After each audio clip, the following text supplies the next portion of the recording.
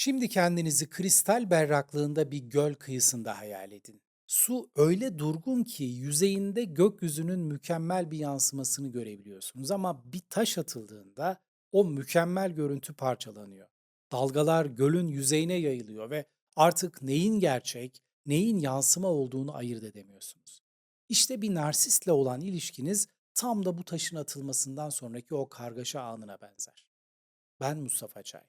Bugün bu bulanık suların altına dalacak ve narsistlerin zihin haritasında sizin nerede durduğunuzu keşfedeceğiz. Hiç daha önce Luna Parklardaki ayna koridorlarına girdiniz mi? Her ayna kendinizin çarpık, büyütülmüş ya da küçültülmüş farklı versiyonlarını gösterir. Kimi aynalar sizi dev gibi gösterir, kimileri de küçücük. Hangisi gerçeksizsiniz peki? İşte bir narsistin iç dünyası tam da böyle bir ayna koridoru gibidir. Tek fark şu. Bu labirentte yalnızca tek bir ayna var ve o da asla gerçeği göstermez. Siz ve diğer herkes sadece o tek aynanın gölgesinde belirsizleşen, netliğini yitirmiş silüetlersiniz.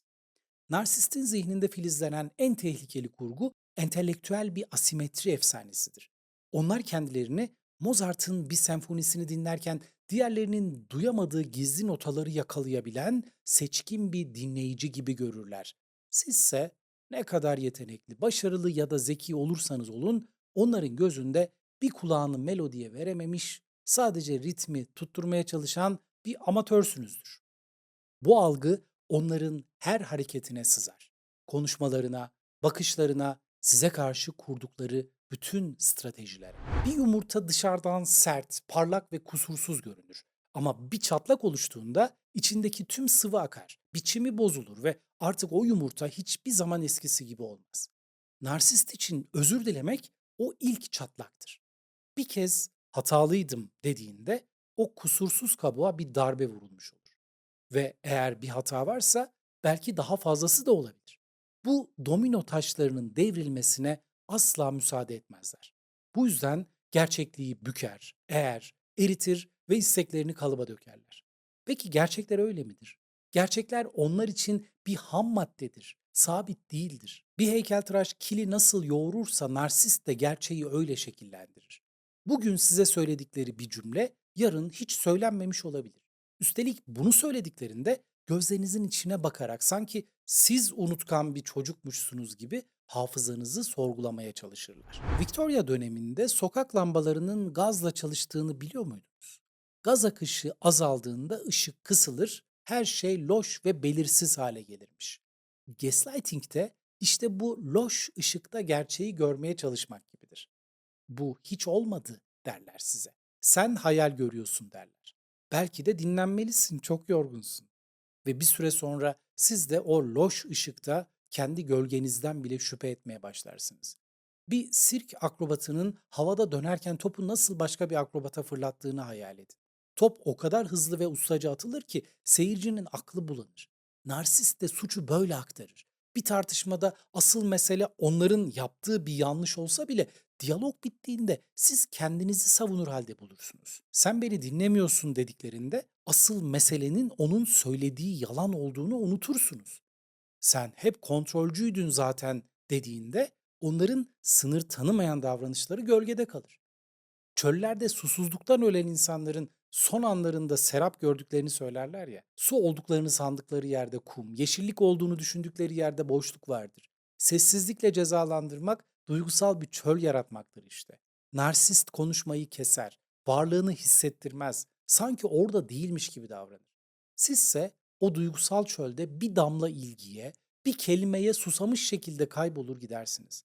Ve en acı verici olanı da neden sustuklarını bile bilmezsiniz çoğu zaman. Bir kanyon kenarında bağırırsanız sesiniz geri gelir ama cevap yoktur. Sadece kendi sesinizin yankısını duyarsınız. Narsistle tartışmak da işte böyledir. Ne kadar mantıklı olursanız olun, ne kadar kanıt sunarsanız sunun, karşınızdaki bir anlayış değil, kendi argümanlarınızın çarpıtılmış yankısını gösterir size. Çünkü narsistin amacı doğruyu bulmak değildir. Amacı kazanmaktır. Ve kazanmak derken mutlaka haklı olmalarını kastetmiyoruz. Sadece sizin yorulmanızı, pes etmenizi, susmanızı kastediyoruz. Bir boks maçında rakibi nakavt etmenin bir yolu vardır. Onu o kadar çok yumruklayın, o kadar çok yorun ki pes etmek zorunda kalsın. Narsistin tartışma taktikleri de böyledir işte. Özür dilerim kelimelerini onlardan duymayı beklemek bir çölde yağmur beklemeye benzer. Teorik olarak mümkün ama pratikte neredeyse imkansızdır. Çünkü özür bir kabuldür. Bir hatam var demenin zarifçe söylenmiş bir halidir. Ve hatasını kabul eden biri mükemmel değildir. Mükemmel olmayan biri ise narsistin inşa ettiği kendi mitolojisine sığmaz. Bir kraliyet masalı okuyorsunuz. Kral tahtta oturuyor ve kararlar veriyor. Hatası yok onun çünkü kralın yaptığı her şey doğası gereği doğru ve sorgulanmaz. İşte narsist kendi zihninde böyle bir kral ya da kraliçe rol oynar. Sizden özür dilemesini beklemek, bir kralın bir köleden af dilemesini beklemek gibi bir şeydir. Bir kere her şeyden önce sistem buna müsaade etmez. Artık kartlar masada. Narsistin zihin haritasını gördünüz. Taktiklerini deşifre ettiniz. Peki şimdi ne yapacaksınız? Bir kalede yaşadığınızı düşünün. Düşman sürekli surlarınıza saldırıyor. Ne yaparsınız? Surları yıkılmaz hale getirirsiniz. İlk olarak bir duygusal mesafe koyun. Bir fotoğraf makinesinin objektifini ayarlar gibi duygusal odağınızı onlardan uzaklaştırın. Yakın planda her detay canınızı yakabilir. Geniş açıda ise sadece manzaranın bir parçası olurlar. Onların sözlerini kişisel algılamayın. Sahil kenarında öylece duran kocaman bir kaya hayal edin. Dalgalar gelir, üzerine çarpar, köpürür ama kaya hareketsiz kalır. Ne sevinir, ne üzülür, ne hareket eder. Sadece vardır. Narsistle zorlu etkileşimlerinizde gri bir kaya gibi olun. Tamam, anladım, not aldım gibi düz, duygudan arındırılmış yanıtlar verin. Onlara beslenmek için ihtiyaç duydukları duygusal reaksiyonu vermeyin. Bir toplantıdasınız ve narsist patron açıkça haksız bir eleştiri yapıyor. Eskiden olsa belki savunmaya geçer, kanıt sunar ve tartışırdınız ama şimdi anlıyorum.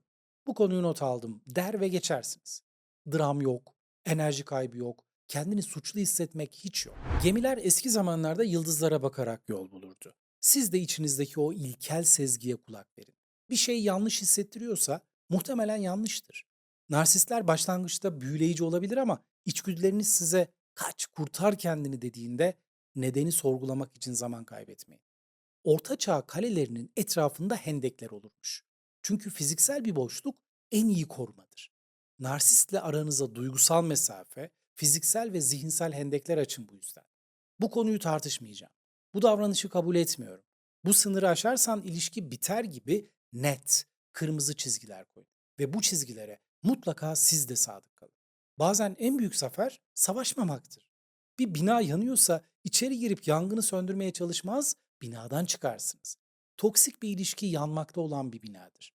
Kaçış korkaklık değil, öz sevginin yüksek bir ifadesidir. Antik Yunan trajedilerinde kahramanlar kaderin kurbanıdır. Ne yaparlarsa yapsınlar sonları bellidir. Ama siz bir trajedide değilsiniz. Siz kendi hikayenizin yazarısınız ve her yazarın gücü karakterleri sahneden çıkarmakta saklıdır. Narsistin davranışlarının kökeninde olanlar yani çocukluk travmaları, güvensiz bağlanma, kontrol ihtiyacı gibi şeyler entelektüel olarak anlaşılabilir. Bir botanikçi zehirli bir bitkinin neden zehir ürettiğini açıklayabilir ama bu bilgi o bitkiyi yemenizi gerektirmez. Anlamak, affetmek ya da kalmak zorunda olmak değildir. Elinizde sınırlı bir toprak, sınırlı su ve sınırlı bir enerjiniz var. Hangi bitkilere bunları vermeyi seçersiniz? Sürekli zararlı böcekleri çeken, diğer bitkilerin köklerini kuşatan, zemini emen zehirli otları mı? Yoksa sizi meyvelerle, çiçekle, hayatla besleyen sağlıklı bitkileri mi? Hayatınız da sizin bahçenizdir. Ve narsist topraktan aldığından çok daha fazlasını emen, bitiren bir parazit gibi olabilir. Bazen toksik bir döngüyü sonlandırmak, bahçeyi kurtarmak demektir. Bu yüzden şimdi kalkın, üzerinizdeki bu toprağı silkeleyin ve yürüyün. Manipülasyonu anlamak, ondan kurtulmanın ilk adımıdır. İkinci adımsa o döngüden çıkmaktır.